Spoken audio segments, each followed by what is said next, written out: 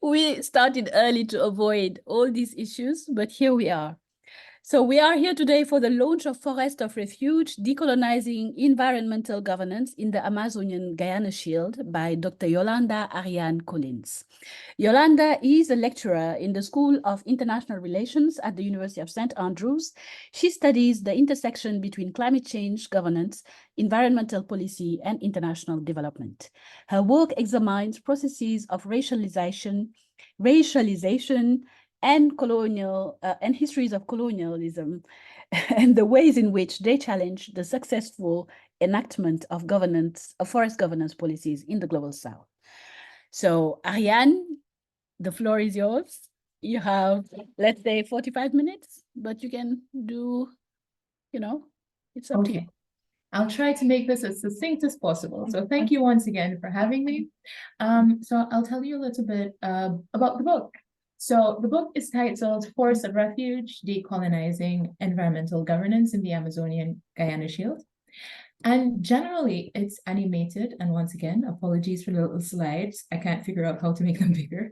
But essentially, the book and the project is animated by the question that's pictured on your screen, that's written on your screen, which is generally, what would decolonial environmental governance look like in a thoroughly colonized part of the world?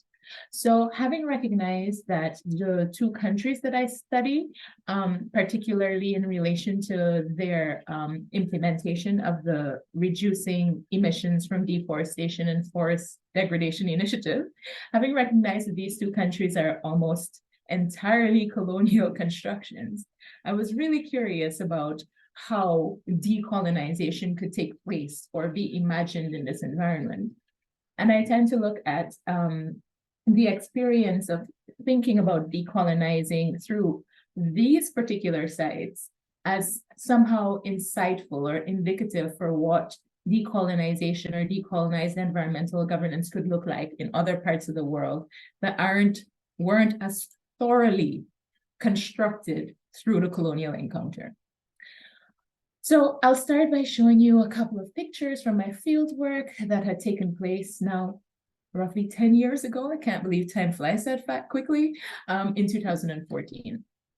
So in the picture on your slide, on the picture on your screen, I'm standing at the Afabako Dam. So this is in Suriname. I will show you a picture of the map of Suriname in a bit later. But this particular site is really instrumental to me and to the arguments that I make in the book, largely because the Afabaka Dam was constructed by the Dutch colonial government in Suriname shortly before Suriname gained independence in 1975 and became an independent country, of course. So this dam was constructed in a location that was inhabited by Maroon communities. And I'll tell you a little bit more about Maroon communities as the presentation moves on, but they become a center point for the book and the entire project because of how they illuminate these colonial histories and some of the challenges around trying to avoid deforestation in these places. But generally, this area was inhabited by thousands of Maroons, and they were forcibly relocated when this dam was constructed. They were relocated to an area called Brownsweg, where they were given substandard housing and they were less able to practice their usual ways of living.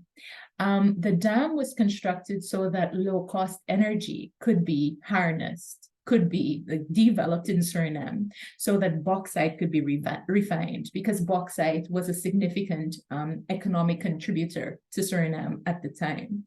And bauxite was desirable for a number of other countries, and things like in supporting and enabling mechanization processes related to weapons manufacturing and so on and so forth. So this dam was constructed and the communities that were living there were pretty much forced off the land. And in the area that they were moved to, called Brownsweg, they turned towards more exploitative relations to the land. They were not given land rights. The area, Brownsbeck, was labeled as transmigratory, in that the communities were supposed to be, ideally, subsequently moved to a more suitable location at a later date, but that never happened. But Suriname gained independence. So these communities are now trapped in a sort of limbo that doesn't bode well for their livelihoods. But so what you're seeing here again is the picture of the dam. You're also I'm standing here on a side of the road where a side of, it's not really, there's a road, but it's a somewhat transitional community where there are prostitutes from neighboring countries working, gold miners from the surrounding areas. When you see there are forests in the distance, so gold miners operating in the forests, some of them Brazilian and so on, come here. And this area is close to the main road, the only main road that goes from the interior of Suriname, so the forested areas, directly to the capital. So this site is a kind of artery around which at least I am able to perceive the fact that maroon lands are submerged. There's this intersection and relationship between gold mining and conservation, in that people are desirous of keeping the forest standing. I really hope you're not hearing the background noise. Are you hearing it now? Oh, we are not hearing anything, I promise. We're just okay. I'll take a chill pill then. Yes. Okay. So this is one snapshot. Here I'm standing in Brownsbeck. Brownsbeck is a conservation area in Suriname. It's a mountain that's right next to the Brownsbeck communities that I just mentioned, those transmigratory communities. And Brownsbeck, from here, what you're seeing, if you could look far into the distance on the water, you might be able to see a bit of like a white thing, haze, a kind of white thing on top of the water. Those are actually trees. What you're seeing from this mountain is submerged trees from the construction of the Afobaka Dam. And even though the mountain on which I'm standing is a conservation area, there's gold mining taking place in them. And the gold mining is being allowed, or was allowed, in a conservation area, was permitted by the Surinamese government, largely because they recognized some of the historical injustices that had positioned people in this somewhat oppositional way to conservation. So the Maroon communities living in Brownsbeck, in the neighboring, in the area, they had turned towards gold mining to sustain themselves after they were forced off their lands. And the reason that you can see the white things on top of the water is because the Dutch colonial government, when they constructed the dam, didn't bother to move the trees. They simply just flooded the land. So the trees are still there. There are much better documentaries and so on, where you could see these images in a much more lively and visceral way. But they basically demonstrate, these documentaries and so on, they show how they highlight that the Maroon communities know the area, they know the trees, they're spiritually connected to these areas that they have lived in for at least decades, if not centuries. And there's a church, strangely enough, submerged there, and so on. But basically, the point I'm trying to make by showing you these images is the overlap between some of these colonially informed histories and relations to the land and some of these more capitalist-driven effects, these outcomes of environmentally degrading capitalist activities that have that continue to shape nature in these very heavy ways. Now, I spoke to one of the Maroon community members. So this man spent a bit of time telling me about his role as a Maroon community captain. He explained to me that, and this is a story with which I start the book with, he explained to me that although he's a captain of the Maroon community, of one of them, he's also a gold miner. So I asked him, I said, do you do you think that the forest should be protected? And he said, yes. I asked him why. He said, for future generations, it's really important to protect the forest. I asked him, I said, but aren't you a gold miner? Because gold is the main driver of deforestation in this part of the world. He said, yes, but he needs to mine for gold in order to sustain himself. So what was really striking for me was this internal conflict between the fact that he thinks that he also said the government is responsible for protecting the forest. But in his daily activities, he was aware of the fact that he wasn't contributing to this overall goal. But this was largely because he felt that gold mining was one of the few avenues available to him to be able to continue to support himself and his family. In the next image, I'm being shown here one of the houses that the Dutch colonial government had built for the communities when they had relocated them to this transmigratory area.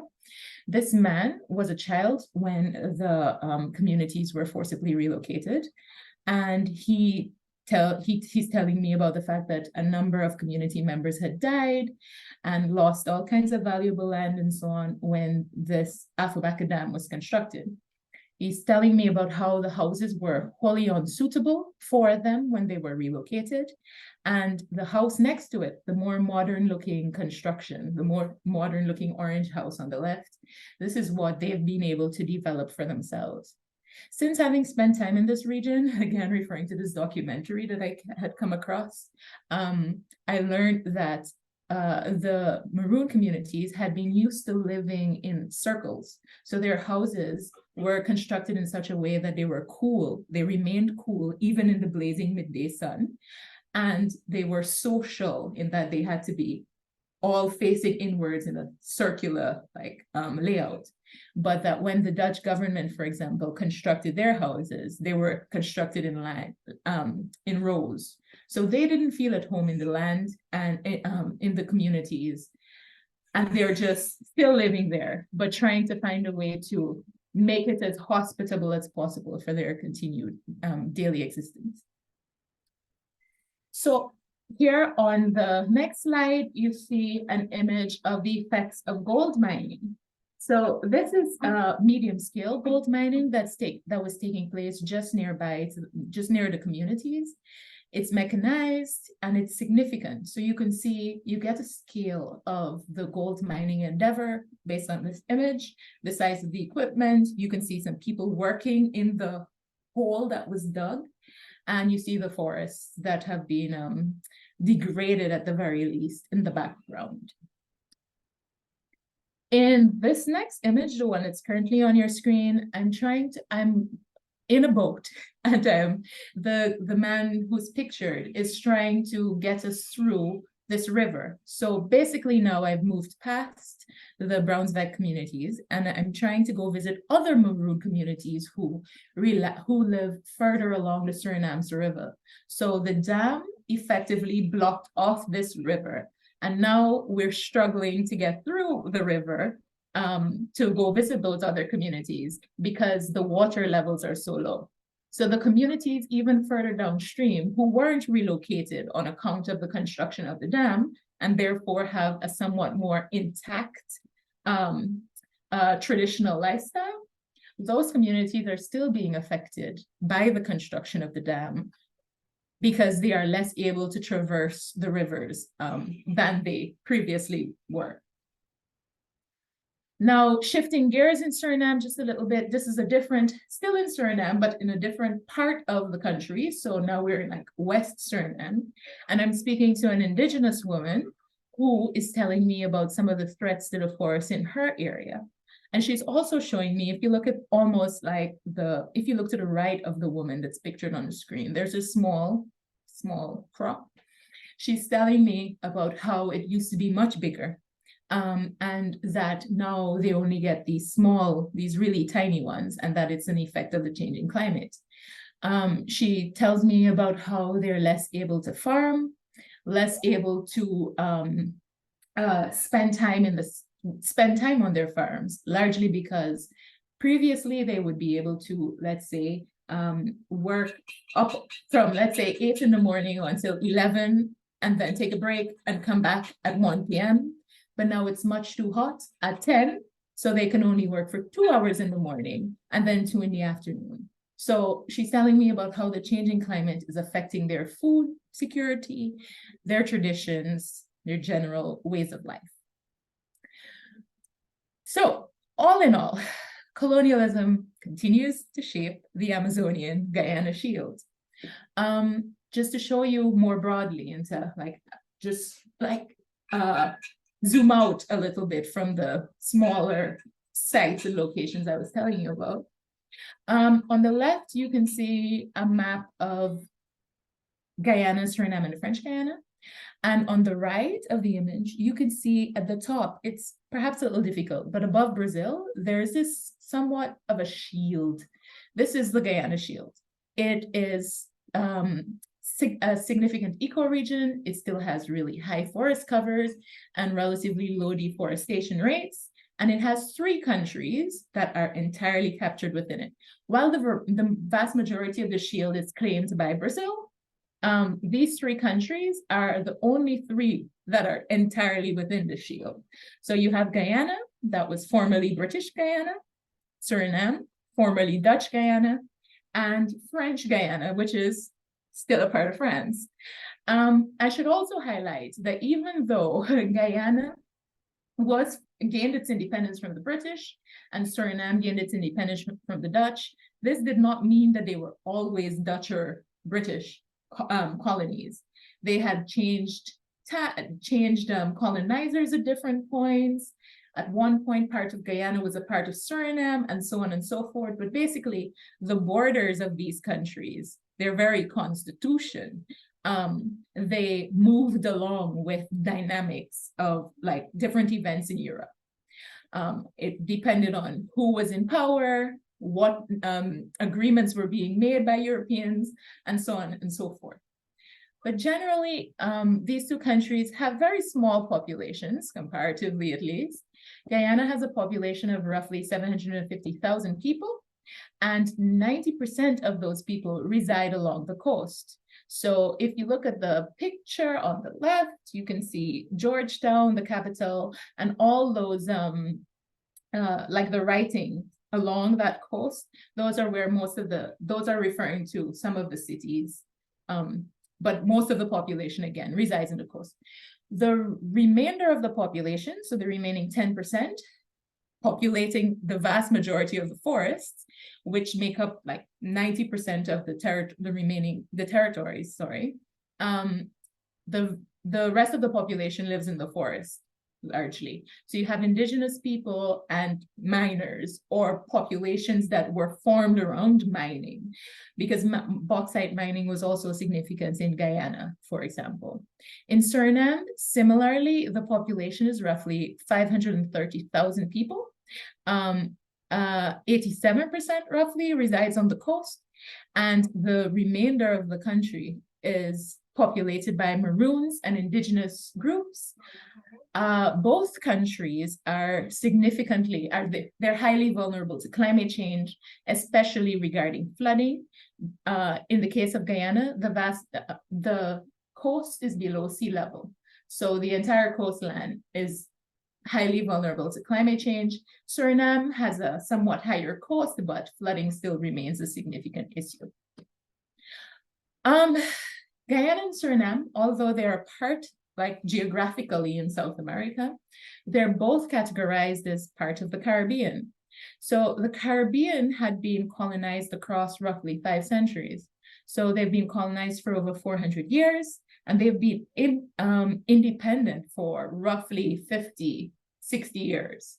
So colonialism still is a significant factor in these countries, in the way that they're organized.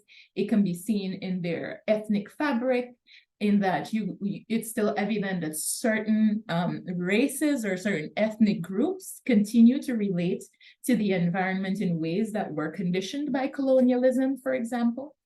And yeah, this is all still quite evident. When I say that these countries were colonized for across 5 centuries, it's important to remember that before European colonization, indigenous communities were the only significant groups of people in the area. So these lands were populated by indigenous communities who were then confronted by the European colonizers in 1492 and onwards. So since that initial colonial encounter, the populations of these countries were pretty much organized and driven by European demands for labor. So the colonizers set up plantations on the coast. They then tried to enslave indigenous people to use them for labor on the plantations. When a lot of the indigenous people were able to escape, the Europeans turned towards indentured labor from Europe, in that it was very difficult for people to find money to pay for their travel to Guyana and Suriname. So the colonizers would pay for their travel and make them work for a particular period of time before they could return to Europe. When events in Europe changed those circumstances so that people were less able or less willing to travel to these colonies, that was when the European colonizers turned towards more populous Africa and started transporting enslaved Africans in large numbers to work in the Caribbean region. After the independence, after the emancipation of the enslaved Africans, indentured servants from India and China were brought to these countries. In the case of Suriname, indentured servants from Java were also brought to these countries. So you have now in Guyana and Suriname a very multi-ethnic social fabric, and each ethnic group can be seen as somewhat, of course, these boundaries are less sharp now, but each ethnic group still bears some labor relationship with the land that continues to be conditioned by the circumstances that brought them to the region. So back to deforestation and the reducing emissions from deforestation and forest degradation initiative. Maybe I should stay on this slide, just to say briefly that the Reducing Emissions from Deforestation and Forest Degradation Initiative is a UN-sanctioned initiative that tries to pay countries that have high levels of forest cover not to cut their forests down. So basically, what happened was that during the time period of the Kyoto Protocol, industrialized countries were obligated to reduce their carbon emissions, but non-industrialized countries, much like Guyana and Suriname, were not. They didn't have that obligation. So the idea was, from rich countries, that it was more cost-effective to try to start offsetting their carbon emissions in those countries that didn't have the obligation to do so. So they started paying poorer countries to do things like move to cleaner fuels, and to stop cutting trees as a fuel source, for example, and then claiming the carbon credits, so the benefit on the environment, the benefit on the atmosphere that is brought about by this shift. They started claiming that to say that they were mitigating climate change by paying for those activities.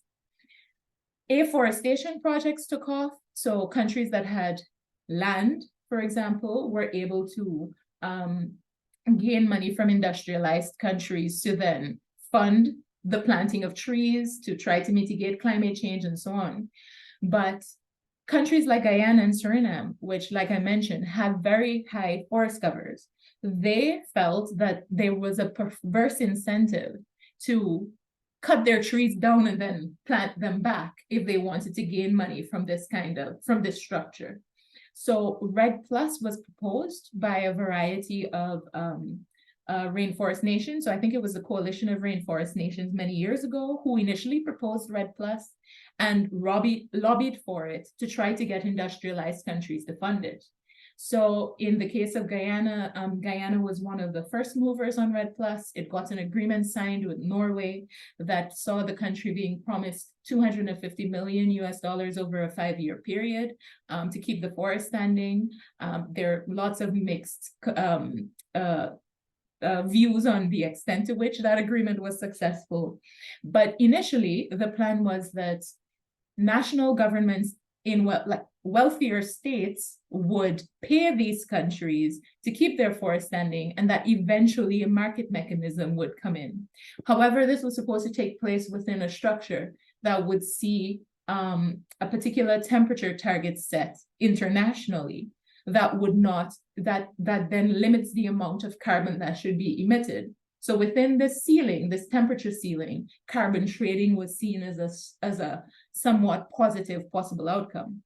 But basically, I was curious about whether this reducing emissions from deforestation and forest degradation could actually work. Like, could countries and would different the different groups of people who contribute to deforestation, would they respond to financial incentives? This was basically the question that had initially animated my research. You see some of the effects of deforestation on the screen, for example. But in the cases of Guyana and Suriname, both countries are, the main driver of deforestation is gold mining. Unsustainable forestry practices also contribute to deforestation, as does infrastructural development, road building activities, and so on, and foreign investment. So I identified at the time climate change and development paradox, so to speak, where REDD+ was being posited as the solution in the aim of addressing this paradox. By this, I mean that countries like Guyana and Suriname, due to their high forest covers, they were feeling like if they wanted to gain money in order to try to develop in the modernization sense, they would have to cut their forests and use those resources to be able to gain an income and to build wealth. However, REDD+ was asking them to not cut their forests and to use their forests in a more sustainable way, which basically means that the income that would be gleaned from REDD+ should somehow be enough to offset the drivers of deforestation. And again, I was really curious in finding out whether or not REDD+ could actually bring about any of this change. In order to try to do so, one second, I conducted a multi-sited ethnography in these two countries.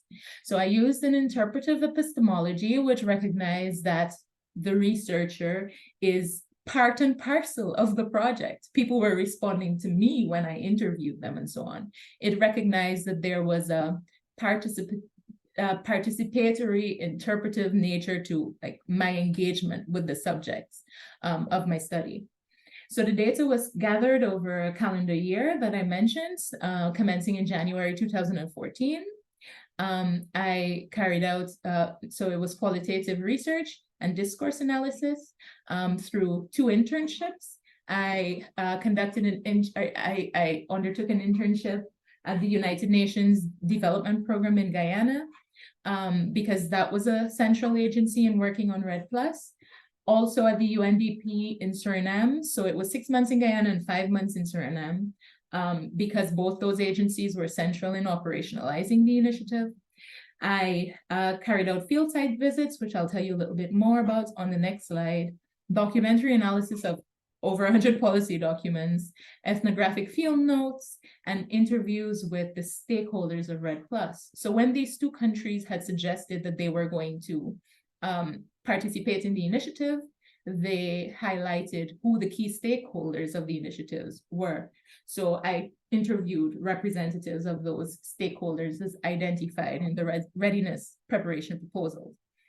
So my research was limited by inability to gain access to some policymakers. I didn't get permission to visit one indigenous community, time and funding, and so on, the usual.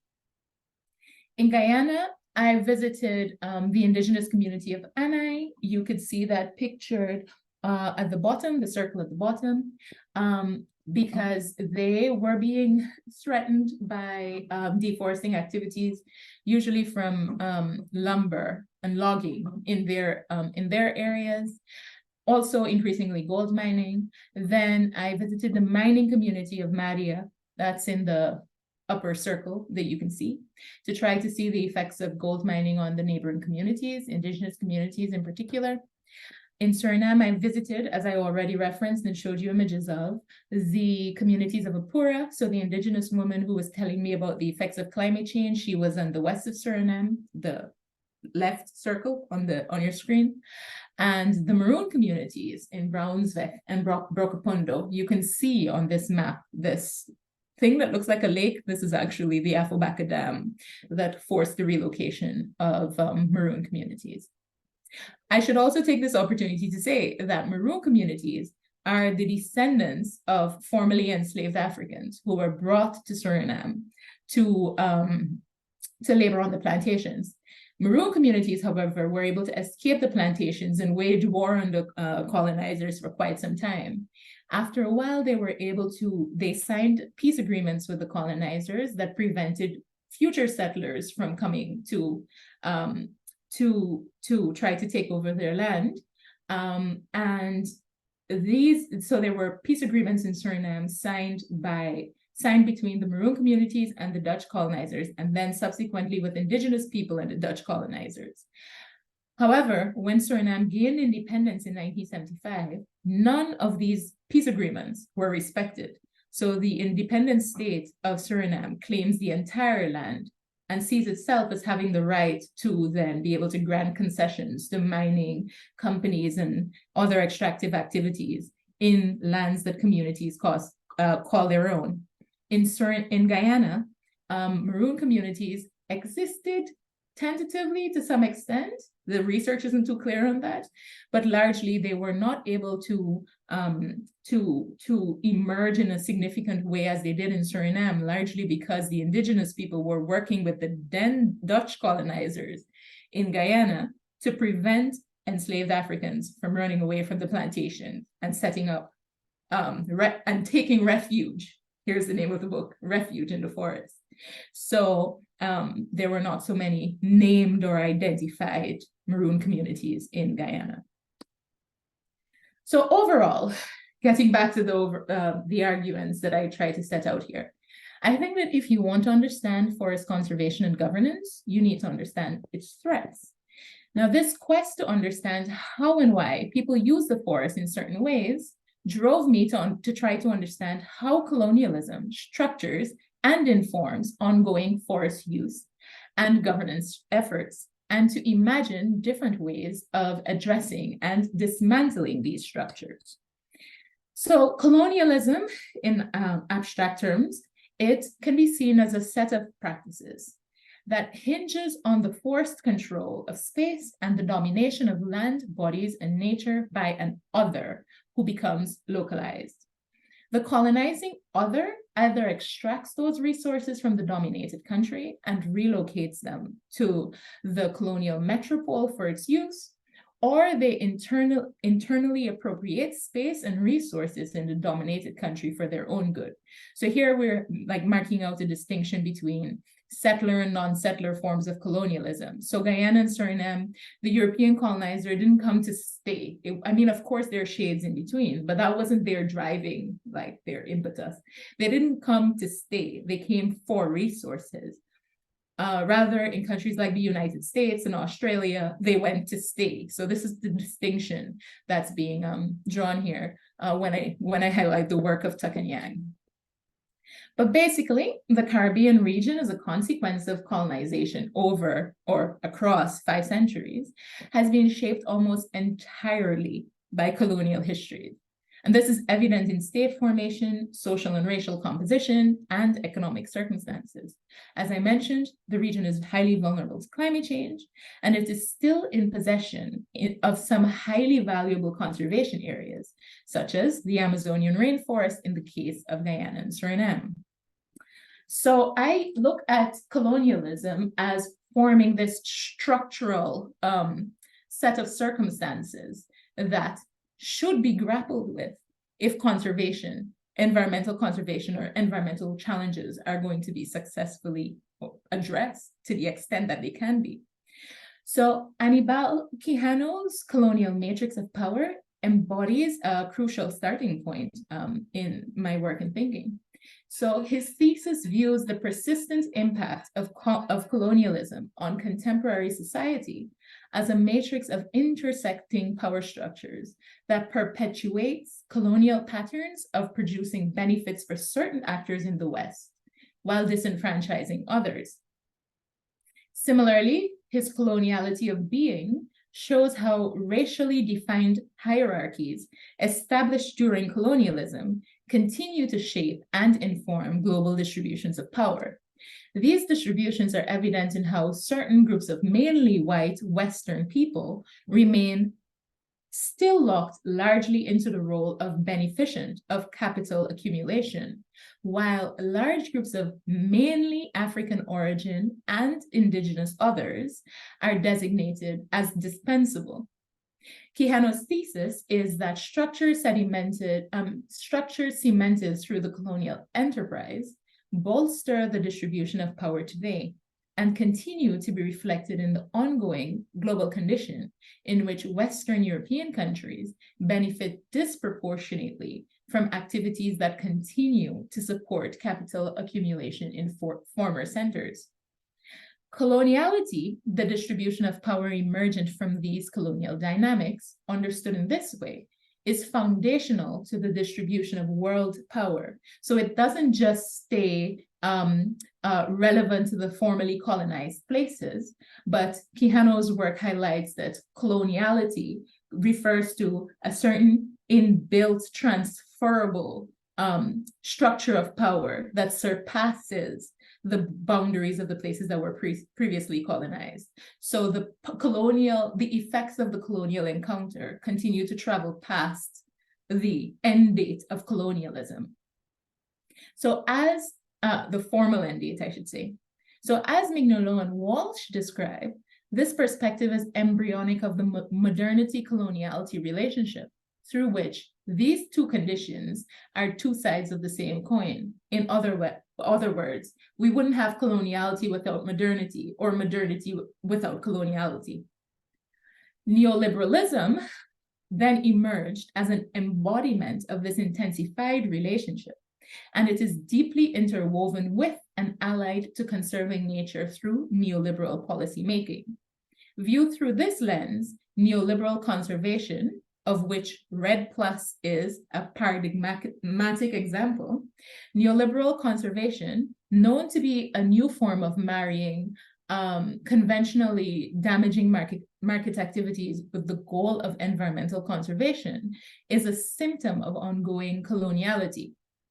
Hence, it becomes clear that the rise of capitalism, fueled by the colonization of the Americas and elsewhere, and capitalism's subsequent intensification through neoliberalism from the 1970s onwards, did not only have impacts on labor, race, and knowledge, but on the environment and on efforts to conserve it. So why decolonize? Now I'm turning to a bit to how I structured the introduction of the book. I think that's a pivotal question. Provided that, well, before I continue, let me just say, according to Fanon, decolonization, which sets out to change the order of the world, is obviously a program of complete disorder. Decolonization, as we know, is a historical process. That is to say that it cannot be understood, it cannot become intelligible, nor clear to itself, except in the exact measure that we can discern the movements which give it historical form and content. So it's important for us to understand the histories of colonization in order to be able to envision decolonization. So returning to this question, why decolonize? I think that's a pivotal question.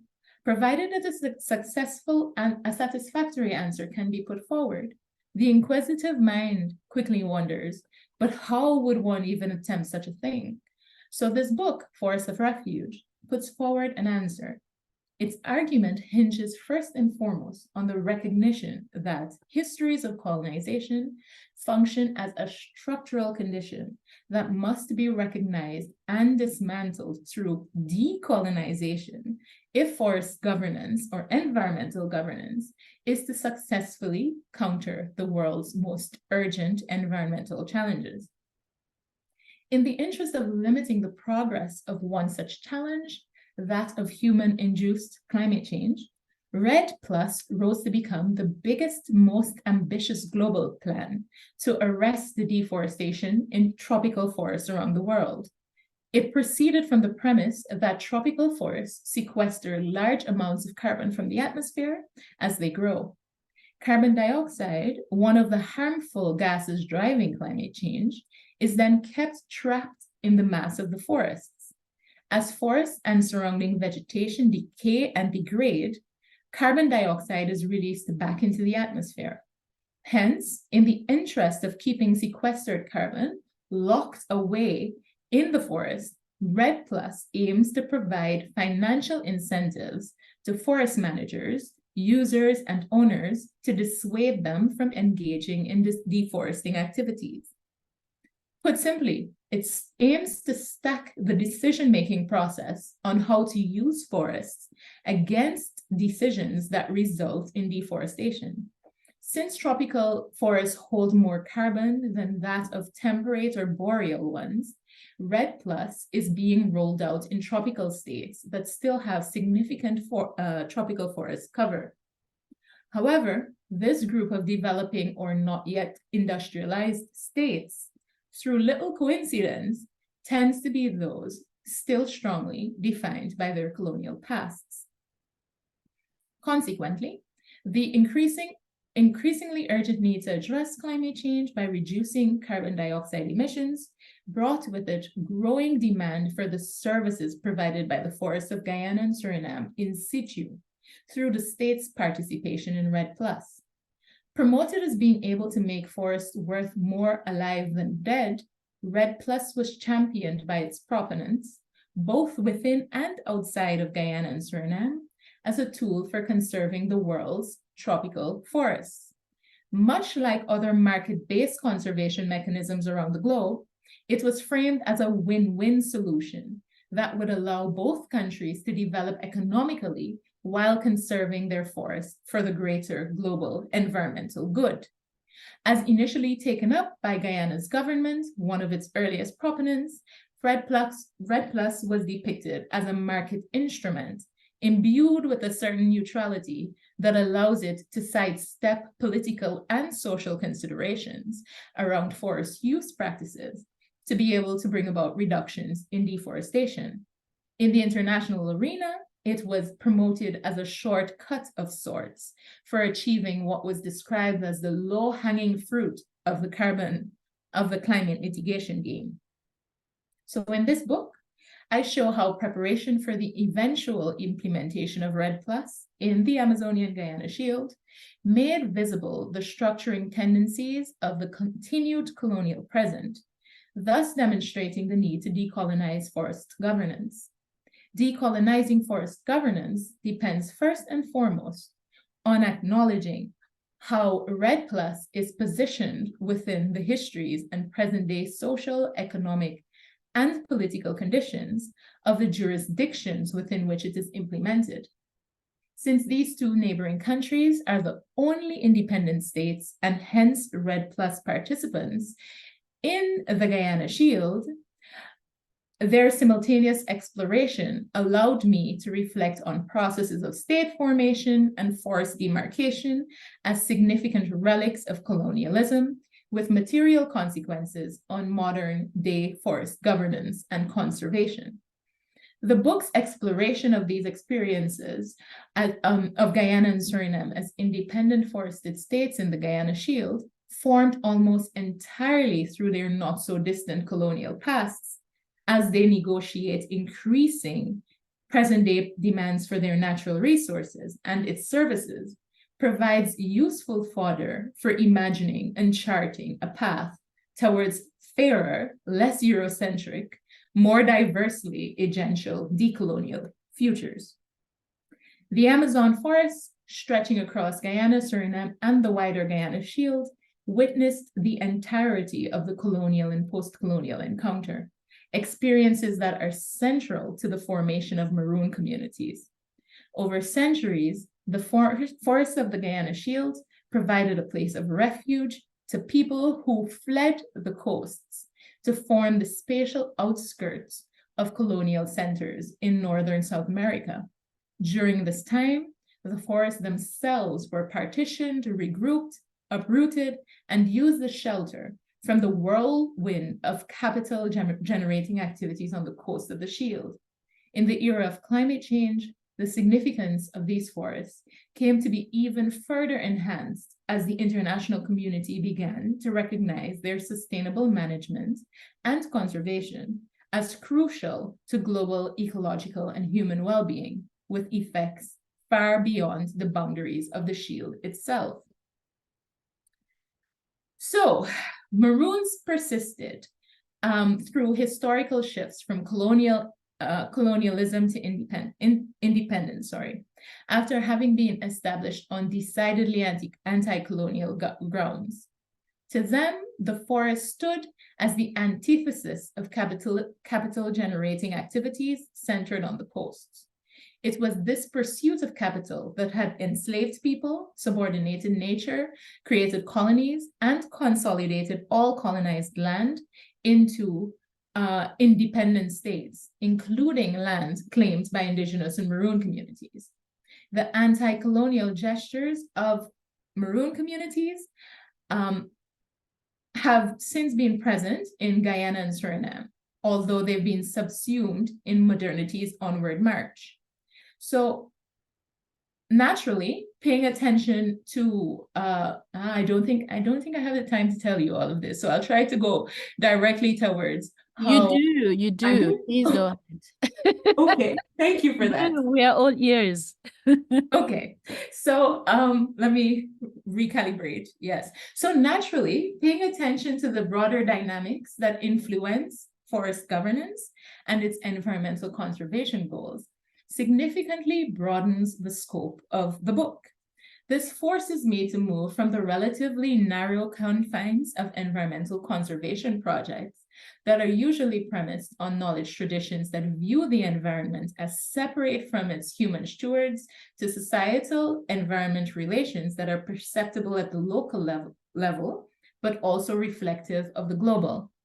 It also requires that I pay attention to the 500 years of history that influence land and forest use traditions in Guyana and Suriname. The scale of this endeavor is considerable, and it requires that I draw on a coherent conceptual framework to identify, label, and trace the logics of governing the environment and its users over a particular place and time.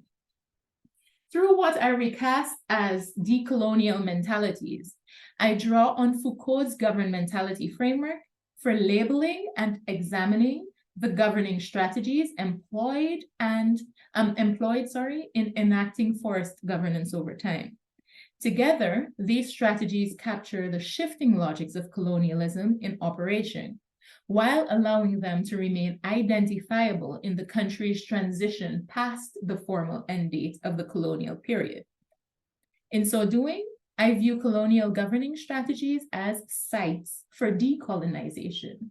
I assert that we can begin to imagine a path towards decolonization by first recognizing how people and their environments were governed throughout the colonial and post-colonial periods, and by remaining aware of how non-settler colonialism continues to be impactful in the structures of these societies, even after colonialism's formal end. So I use governmentality as a means of understanding how governments seek to achieve some form of improvement in their populations, manipulating their behavior by drawing on different types of knowledge, judgments, and ways of doing things.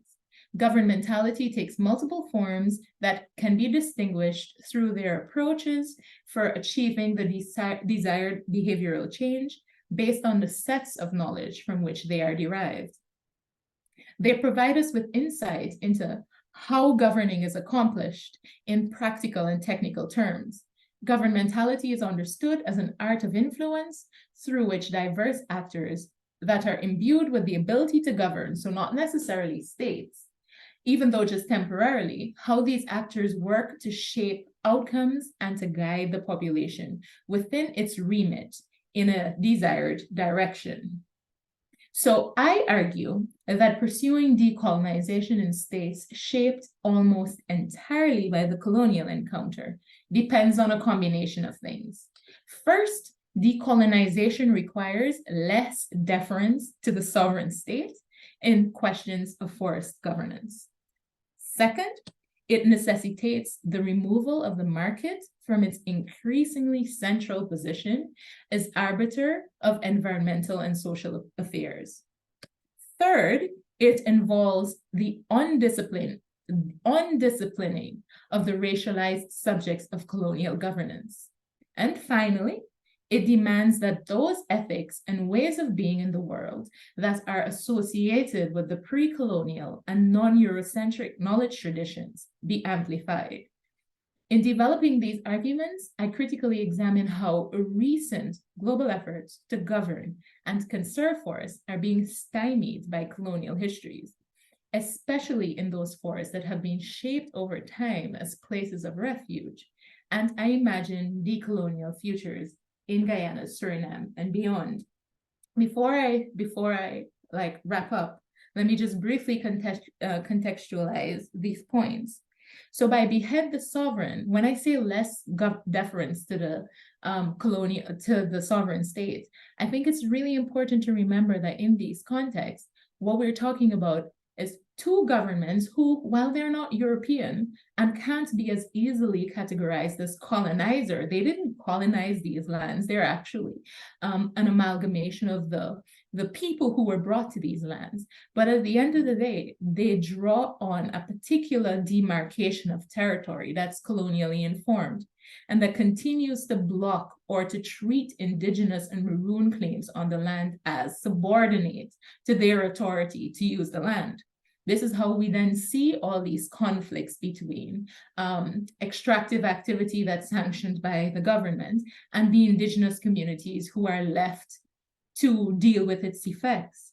Many of these communities don't have land rights, and that is especially pertinent, and the relevance of this fact is clearest in Suriname, where the state claims all the land. In Suriname, in Guyana, some of the communities have land rights. So there's more of a buffer against the state's propensity to extract resources for the good of its supporters, the government supporters, to the detriment of the community. So there's less of a tendency in Guyana. It's clearer in Suriname. But at the end of the day, the sovereign state has taken over in claiming the rights to the land and the forest as resources. Hence my suggestion that beheading the sovereign, reducing deference to the sovereign state, could be one strategy of decolonizing environmental governance in the Amazonian-Guyana Shield. Decentering markets is recognizing that it was capitalism that fueled the relocation, the forcible relocation of people from all over the world and bringing them to this region. The fact that these communities and these people have then started to internalize the dictates of capitalism and its mediation with the environment as being a way of achieving modernity premised and predicated on European models is also another manifestation of these colonial histories that needs to be challenged. Therefore, I advocate for decentering markets. Markets shouldn't be the default arbiter of ecological or environmental relations and concerns. On disciplining the subject is a recognition that the people who are the people of these societies have internalized European norms to such an extent that, for example, when an indigenous politician, turns up to the Guyana High Court dressed in indigenous garb, the police stops him from entering. I mean, it's important to also recognize that the High Court looks like a Dutch former colonial style building. So when you pay attention to the way in which colonialism structures these societies, you see it everywhere. But the people of both societies, I think, need to recognize how colonialism continues to structure their thinking and to try to undiscipline themselves in this regard. And finally, countering discipline with truths. That's a recognition that the different groups of people brought to these societies, to these shores, to labor in exploitative ways while under the guidance of the European colonizer, that they came with certain non-European, non-Eurocentric ways of relating to nature that are being made subservient to the dictates and demands of the market and capitalism. So re-engaging with those truths, recognizing them as valid, even if they are not linear and automatically taking us from point A to point B, I think that this would be another important side for thinking about how environmental governance could be decolonized. So all in all, decolonization holds modernity's Eurocentrism to account, while making visible those ways of being that were marginalized by colonialism for centuries. It does not default to a romanticization of the past, but it advocates for a dismantling of the colonially structured present. It requires the dismantling of colonial structures in a way that examines processes and histories of racialization manifested in the very existence of the Guyanese and Surinamese states, since it was through colonialism, slavery, and indentureship, operating to varying degrees in service of capitalism, that these states took shape. Thank you. Oh, wow. Congratulations. What a fascinating talk. I just want to say amen to your program, actually. Behead the sovereign, decenter the markets, undiscipline the subjects, counter-discipline with truth. I am all in for this program. Yet, I think the first question I would ask is, how do you think the policy community will welcome this agenda? I think that's, I'll stop sharing the screen. I think that's something I've been asking myself. I'll start with the one thing that I don't quite know. I can't say convincingly. Who's going to do this decolonization? I mean, I don't know how it will start. I don't know how it will take off. I mean, I hope it does. But genuinely, how would the policy community take it up? I mean, there are some conservation organizations that are trying to take seriously the idea of decolonizing conservation. But the extent to which it would require that they relinquish some power and some entrenched ways of relating to nature and of relating to indigenous communities and so on, to the extent that it requires that, which it does, I see that as an uncomfortable potential for them. I'm not sure that they would be very open to. Well, thank you so much again for this riveting presentation. Really, I learned a lot and I have a lot of questions as well. But I will start by opening the floor to our attendees. Please keep your questions short and please raise your hand if you have a question. We'll take a round of 2 questions to start with. If you want the floor, it's yours. Well, in the meantime, I wanted to ask you what you think of this book, but we can discuss it later. Decolonize conservation. Maybe you can tell from my face that I haven't yet heard of it. Yes, it was recently, end of last year, it was published. By who? Ashley Dawson, Fiore Longo, and Survival International. Oh, Survival, they were involved. Interesting. Yes. So the subtitle is Global Voices for Indigenous Self-Determination, Land, and a World in Common. Yeah. It sounds good and I will check it out. But what I could say at the moment is, if I were to think of like my own intervention, it would be more about trying to make space to decenter the colonial structures that are taken for granted, than for actually thinking about how conservation or decolonized conservation could play out on the ground. I agree. And the question that I wanted to ask we have Felipe. I'll go after Felipe. Felipe, please go ahead. Hi, thank you so much. Can you hear me? Yes. Yes. Hi, Ariadne. Thank you so much for your presentation. I really enjoyed that. I didn't know anything about your presentation today until 5 minutes. I think I missed just the very beginning. I received an email from my lecturer. So my name is Felipe. I'm from Brazil. I'm also research the politics of extractivism, more precisely the artisanal gold mining in the Amazon region, in the Brazilian section of the Amazon, and from the University of Bath in the UK. So super relevant. Okay, so my question to you was, I was just thinking as you're talking about some of the paradigms that have been developed in Latin America, such as the rights of nature, buen vivir, post-extractivism, those ideas that have been pushed forward by scholars such as Eduardo Godinez and Alberto Costa and others. Do you see them as being tools, useful tools and paradigms in the process of decolonizing forest conservation?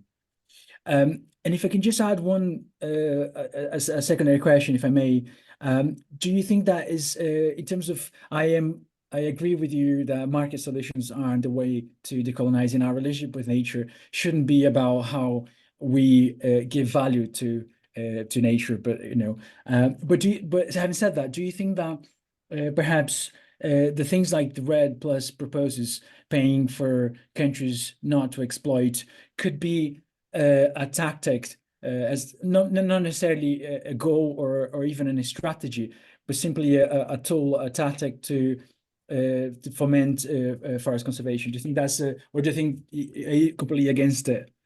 Wait, I didn't understand the last part of your question. A tactic for what exactly? For forest conservation. So paying countries, and I'm paying countries not to exploit. So I'm thinking the case of Ecuador when they received very small amount of money, but they tried to receive a lot more money for them not to drill in the Yasuni ITT forest. Do you think that's a useful tool, or are you completely against it? Okay, so thank you very much for the questions. Very good one. And really nice to meet you also. It's really good to meet somebody else working on a related topic. So the question about the extent to which buen vivir and rights for nature could be used as tools for decolonization. I'm thinking as I speak, of course. So buen vivir, from what I understand of it, I would say it's a tool that could be depicted as supporting the move towards decolonization, largely because, from what I know, the little I know of it, it appears to be rooted in particularly indigenous epistemologies and to center a very different relationship to nature. I think that's important. So to the extent that my understanding of it is correct, then yes. Rights for nature, I'm not 100% sure. I guess it depends on how we understand rights. Also, if rights for nature, and again, this is something I haven't done research on. So if rights for nature means that there would be a certain recognition as nature as being valuable in and of itself, full stop, then yes. But if it's necessarily rights for nature, as in trying to make nature more legible to a system that that continuously confronts its sustainable use. So to the extent that those rights could be read into this established system to just, I don't know, to act as more as of a smaller counterpoint, then I might not necessarily see it as a tool for decolonization. I guess what I'm trying to say is that the extent to which I see rights for nature as being valuable for a decolonization thrust or impetus depends on how rights are interpreted. And then the question about whether or not REDD Plus could be a tactic for conservation. This is interesting, largely because, so I was speaking with a student briefly before joining this session, and she was asking me about the fact that Guiana, for example, just signed an agreement with an oil company, Hess, I think, to use its forests for carbon credits, so another REDD Plus type scheme, and that some indigenous communities in Guyana were standing up against it. And I was telling her that within the colonial capitalist structure that dominates at the moment, as I understand it, the continuous promise of income from keeping forests standing could be a good thing for dissuading governments from cutting their forests down. Potentially. My most optimistic take. My more realistic take is that, quite frankly, these market-based approaches contribute to a certain position where people see nature as substitutable. They see intensely carbon-emitting activities as offset in cheaper places. They see climate change as increasing as being something that could be, and I'm thinking of people in the global north or industrialized, more polluting countries, as like something, climate change is something, a responsibility that they could push off to other people to deal with. Because the lens of the market makes things permeable and like movable in a way that continues to condition precisely this market centrality of being an arbiter of environmental relations that I critique. So in some ways, I think the promise of REDD+ might dissuade deforestation, but I also think the promise of REDD+ continues to keep us in a system that isn't helpful for addressing the scale of the challenges that we are dealing with at the moment. Thank you. Yeah. Sorry about the fuzzy answer. That's great. That was a great answer. Is there another question in the room? Please raise your hand. We have time for 2 or 3 more questions. So if there is no question, I'll ask mine. There's one. Jet Car, please go ahead. Yeah. Hello, Adri. Thanks for the presentation. I must say I joined a bit late, so I did attend the later part of your presentation, but thank you very much for the presentation. And I wanted to take forward that question that Rama was asking on policymakers, and how can the question of decolonization take policy forward. And I wanted to link it to my PhD project on something that I did a couple of years ago on decolonizing policy. So it was somewhere in between, policy studies and decolonization as a field in itself.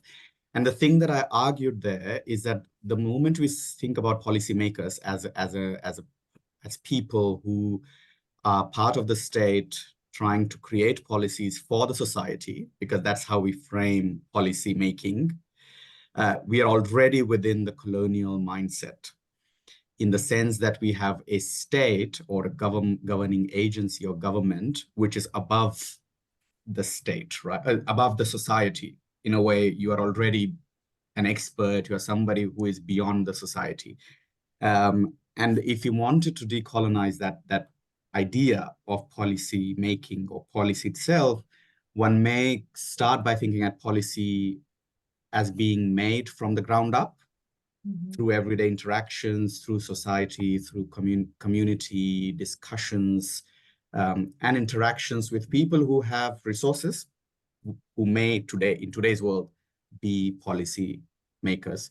So I wonder what you think about this, this at least conceptually decolonizing the concept of policy, and then seeing whether that policy making from the ground up has any potential for taking us forward in the decolonizing agenda. That's really interesting research and a really interesting question. Thank you. And if I can add something, so I have a chance to ask my question.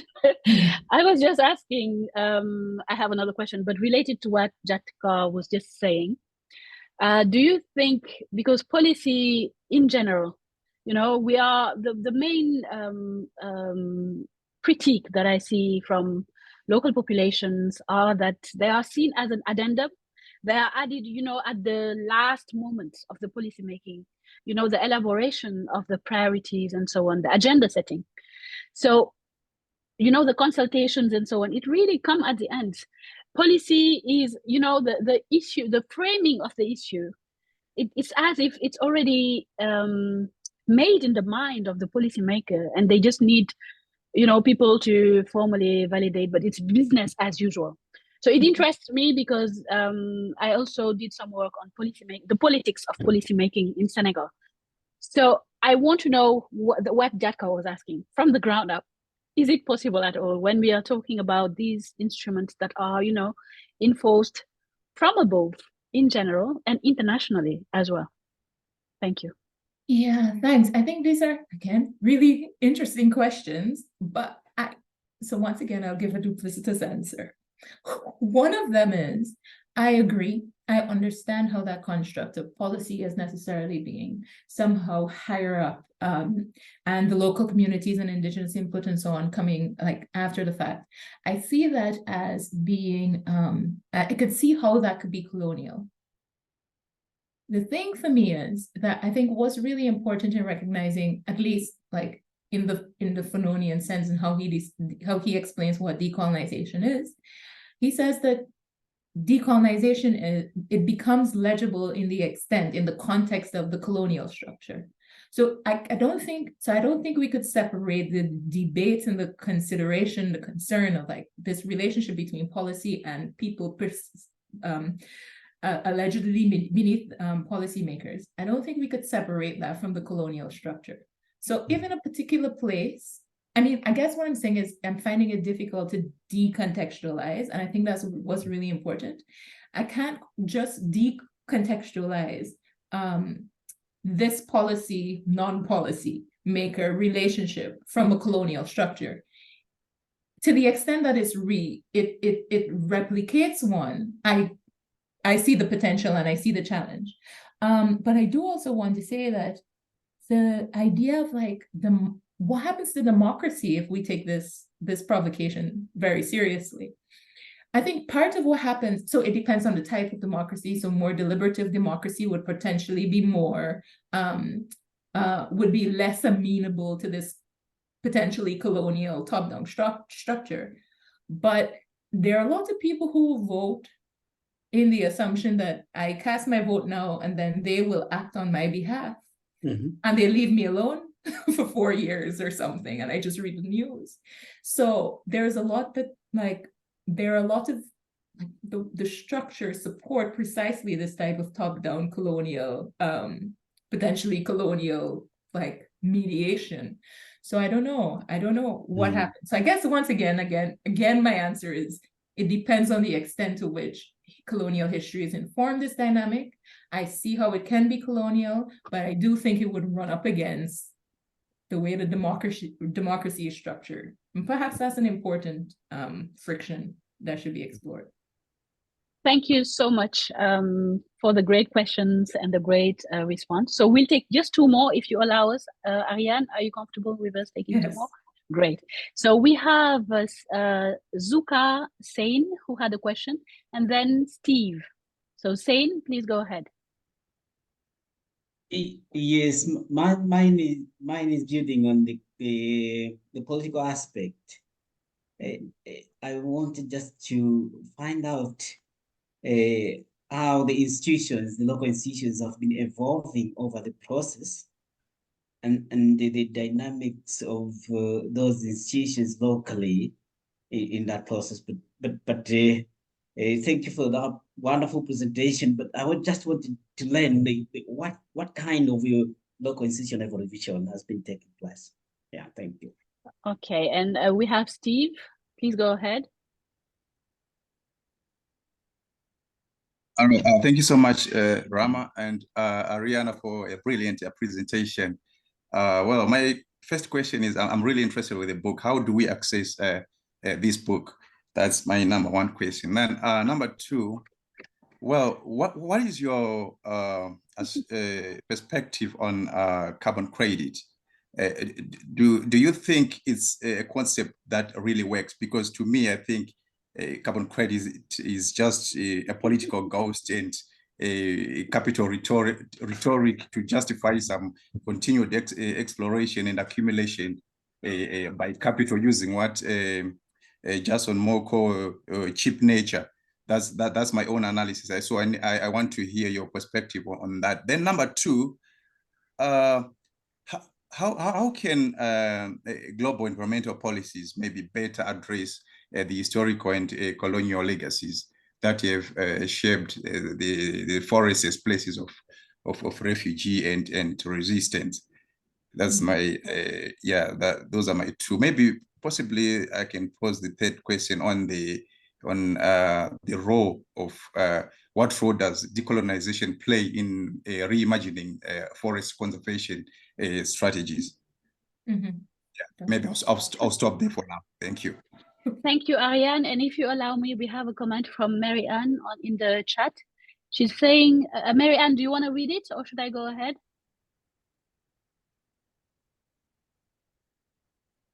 Okay, let me read it. Mine is not a question, but a comment. Thanks, Ariane, for a fantastic presentation. I completely agree with you on your comment about questioning REDD+ as a tactic for conservation. In my own research, I previously looked at the phenomenon of REDD+ paradox, of how potential revenues from carbon trading under REDD+ increase incentives for the state to maintain or return to centralized model of forest governance, and in the process undermine forest protection and equity goals, or even promise of participation, quote unquote, participation of forest-based and indigenous communities. So I'm all for the beheading of the sovereign. Thank you, Mary Ann. Great. Should I answer now? Yes, please go ahead. Okay, Marianne, great, thank you. I'm really happy to know we agree on that. So working, let's see the questions. So seeing, if I'm saying your name correctly, your question was on institutions in the process. Actually, it was the institutions that really helped me understand particulars, how colonialism was continuing to function in REDD+ debates. So one key moment for me was when I was, and by institutions, I don't mean UN institutions, I mean indigenous and maroon institutions. So there was, for example, in Suriname, the Association of Saramacca, I can't remember, forgive me, ASA, but it was an institution that was comprised of representatives of maroon communities who were gold miners also. There was also FIDS, so I don't speak Dutch well, so FIDS, but basically it was the indigenous of the Association of Indigenous Village Leaders in Suriname. So they also are organizing different ways of responding to state, like nation state policy making and so on. These communities were really key and instrumental in challenging REDD+. So in the case of Suriname and the gold miners, the relocated maroons, they had organized themselves to take their court case to the Inter-American Human Rights, Court of Human Rights, to take the Surinamese state to court. And they won. Naturally, the state was subsequently supposed to demarcate the land, and they haven't done that, at least not to the extent that they've committed. So the communities continue to resist against the fact that the government hasn't done what the court has said they should do. But the point is, it was organization on the part of these maroon communities that brought about this change, or at least brought about this judgment. FIDS, as I mentioned, the indigenous community representatives, they were also challenging REDD+. They saw, so the Surinamese government had proposed REDD+ to the World Bank and uploaded the preparatory document or some document related to REDD+ without consulting with the indigenous communities. And the communities saw that, went to the World Bank, challenged it. And that resulted in the World Bank not taking REDD+, or at least that proposal by the government seriously, until the government had sought to better account for indigenous concerns. So these communities are very well aware of the fact that colonialism continues to, these structures continue to smother them, and they are organizing to resist. So I'd say, like, my work is the academic way of amplifying their argument, so to speak. The other questions, how to access the book? University of California Press, Force of Refuge. You could also look at my St. Andrews profile, it's linked there. Thank you very much for your interest. Carbon credits, this question of what I think about carbon credits. Quite frankly, this session is recorded, so I'll be more diplomatic. I don't think that they're very useful in responding to the scale and urgency of the challenges that we face. I do not see them as very helpful. However, to the extent that they were to take part, they were supposed to form a part and parcel of a global temperature ceiling, with trading being a way of making, and again, within the colonial capitalist structure in which we live, but with carbon trading taking place within that structure, within that temperature ceiling, to try to find a more cost-effective way of attributing the work of mitigating climate change. I could have seen some value in them, in their pursuit. But there is no ceiling.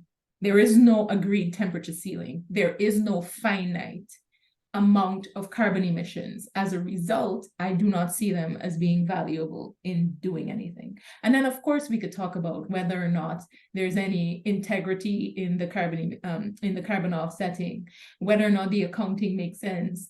I mean, in the case of Guyana, for example, Guyana had said that it was reducing deforestation, but it based that alleged reduction on a projected deforestation rate that was well above the actual deforestation rate. So all of these initiatives are quite easily captured for nefarious aims and outcomes, and I don't believe in carbon credits as being a useful tool for addressing climate change, especially as it's currently constituted. The other question about what role can, I think, the international community play in supporting forest governance? Listen to indigenous people. Don't dismiss their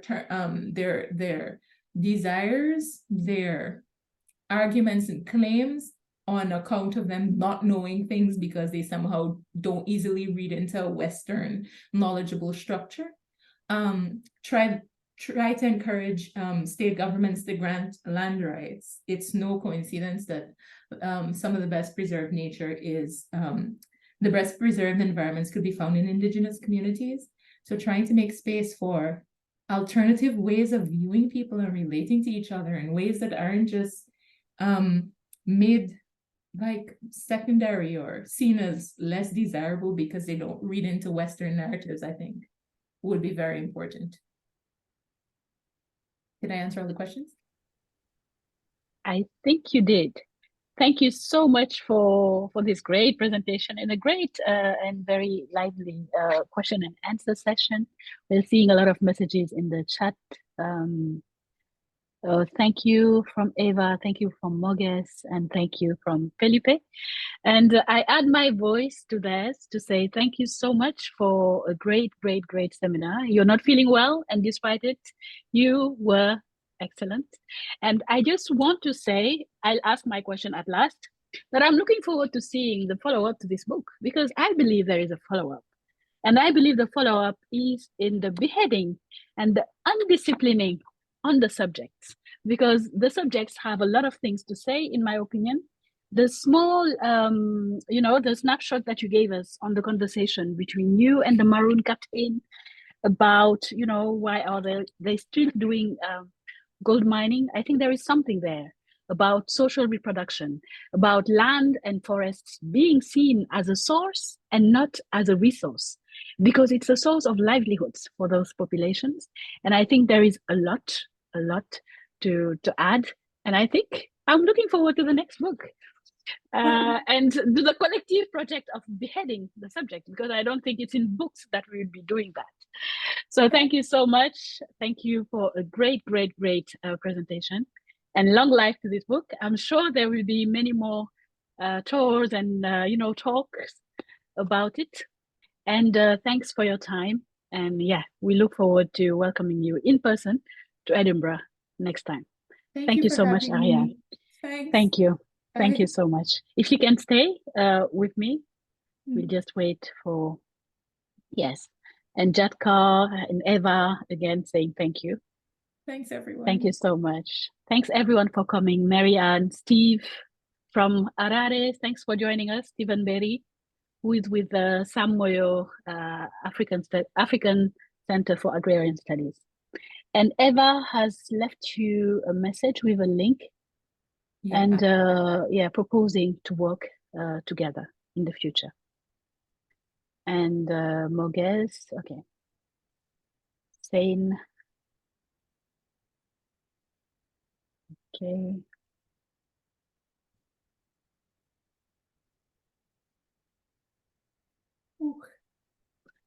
I know that might be seen as rude. I removed everyone from the meeting.